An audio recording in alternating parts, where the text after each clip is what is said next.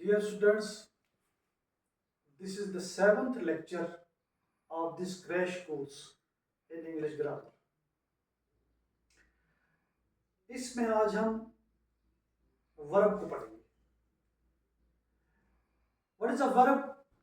Since we are reading parts of speech, मैं आपको parts of speech पढ़ा रहा हूँ. इसमें हमने noun किया, pronoun किया और adjective किया. पिछली वीडियो में हमने adjective को डिफाइन किया, इसकी काइंड्स और आगे formation of degrees of comparison पढ़ा. Now what is adjective, what is verb? Verb denotes some action. Verb को हम डिस्क्राइबिंग वर्ड्स बोलते हैं. दोज, अब वर्ब क्या है? व्हाट अ नाउन और a pronoun or a subject does in a sentence, that is verb. जब हम छोटे थे तो हमको जब पढ़ाते थे टीचर, वो बोलते थे जिस भी चीज को उर्दू में कन्वर्ट करने के बाद नून ना लगे तो वो वर्ब है. आना, जाना, लाना, खाना, पढ़ना, सोना, जागना, लिखना, देखना. So every action is a verb. मैं तो कह रहा हूं every moment is a verb. मैं आपको एक सेंटेंस लिख के उसको बताता हूं.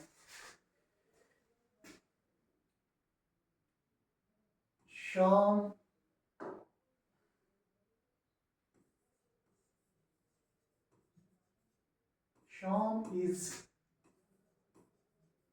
singing a song.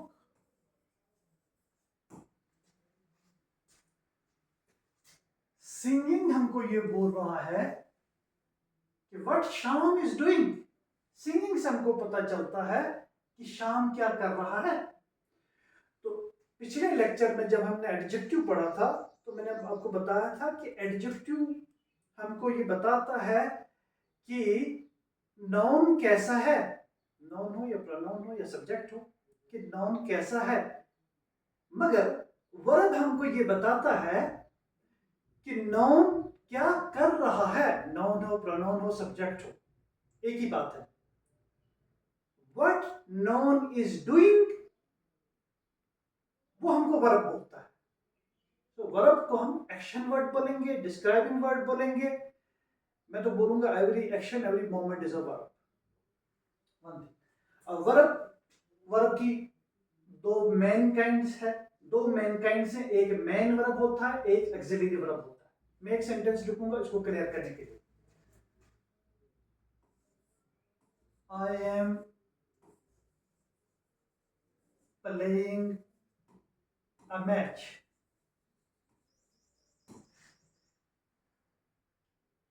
एम जो है ये ऑक्सिलरी वर्ब है. प्लेइंग जो है ये मेन वर्ब है. Auxiliary means supporting verb. Am auxiliary verb आएगा, प्लेइंग मेन वर्ब आएगा. तो वर्ब की दो किस्में, एक मेन वर्ब है, एक ऑक्सिलरी वर्ब है. ये मैंने क्लियर किया. अब मेन वर्ब की आगे दो किस्में, ट्रांजिटिव, इंट्रांजिटिव. एक सेंटेंस लिख के मैं क्लियर करता हूं. ही hits a ball. When the action goes from subject to object, इसको हम बोलते हैं ट्रांजिटिव.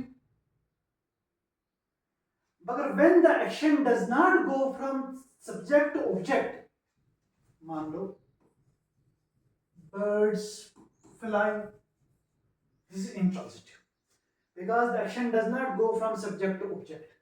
Okay, फिर ऑक्सिलरी वर्ब की दो आगे काइंड्स हैं, प्राइमरी वर्ब्स और modal auxiliaries. What are primary verbs? मैं आपको इसके एग्जांपल देता हूं. जैसे do, does, is, am, are, has, have, had, was, were. इसी तरह मॉडल ऑक्सिलरीज क्या हो गई? Will, shall, could, would, may, might, these are called modal auxiliaries. अब हम आगे चलते हैं. So, जब हमको किसी सेंटेंस का टेंस मालूम करना हो या उस टेंस उसका टेंस चेंज करना हो तो वहां हमको वर्ब की फॉर्म्स की जरूरत पड़ती है. तो वर्ब की बेसिकली 3 फॉर्में हैं. Present, what is actually happening now. Past, what has already happened, क्या हो रहा है, क्या हो चुका है पास्ट में. और past participle makes a perfect tense. Perfect tense. तो हर एक वर्ब की 3 फॉर्में हैं. जैसे मैं आपको बताता हूं. गो, इसकी पास्ट बनेगी went. Gone, right,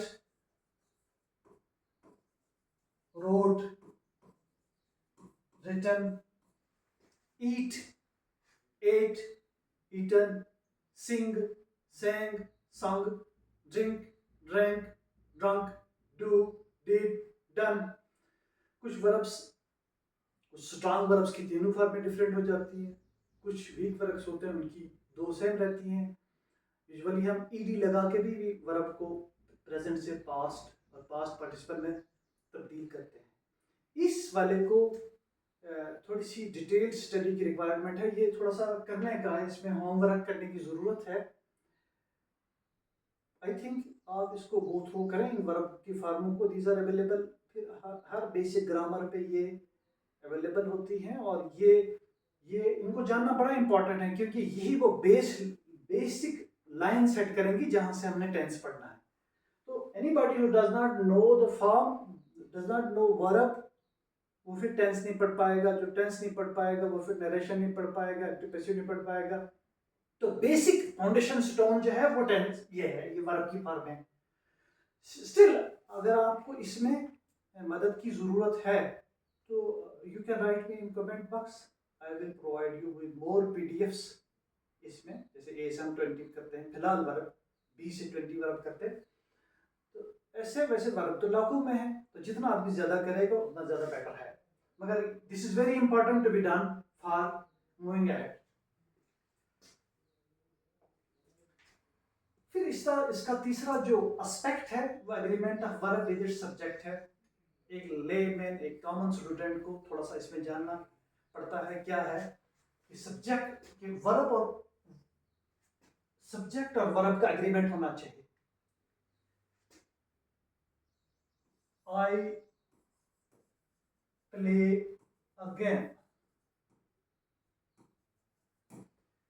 this verb must agree with this in number and in person. वो कैसे हो गया मैं आपको बताता हूं. सब्जेक्ट अगर प्लूरल हो तो वर्ब भी प्लूरल होना चाहिए. सब्जेक्ट अगर सिंगुलर हो तो वर्ब भी सिंगुलर होना चाहिए. इसकी मैं एक एग्जांपल देता हूं. ही एक है ये, अपन देखें is reading. He are reading लिखा प्रेजेंट में. अब ये ज्यादा हो गए. They are reading.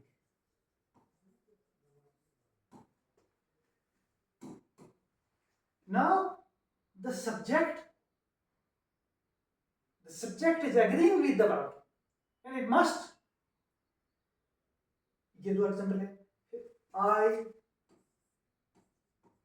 am going. I के साथ am. इसमें और भी रूल्स हैं कुछ छोटे मोटे, मगर एक कॉमन स्टूडेंट्स को इतनी डिटेल में जानने की जरूरत नहीं है. Thank you. आई होप इससे आपको फायदा होगा.